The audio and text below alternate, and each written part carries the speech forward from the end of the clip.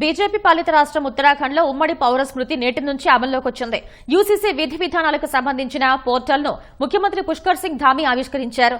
ఉమ్మడి పౌర స్మృతి ద్వారా పౌరులందరికీ సమానమైన హక్కులు, బాధ్యతలు దక్కేలా చూస్తామని వెల్లడించారు.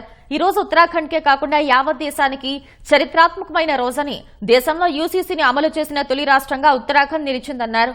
ఉమ్మడి పౌర స్మృతి మహిళలపై వివక్షను రూపుమాపుతుందని, చిన్నారుల హక్కులను కాపాడుతుందని తెలిపారు.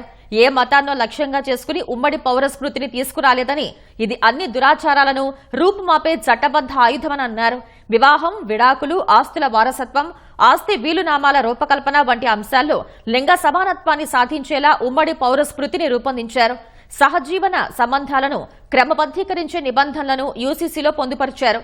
అన్ని మతాలకు చెందిన స్త్రీ పురుషులకు కనీస వివాహ వయస్సు ఒకేలా ఉంటుంది. అన్ని మతాల్లో బహుభార్యత్వాన్ని నిషేధించారు.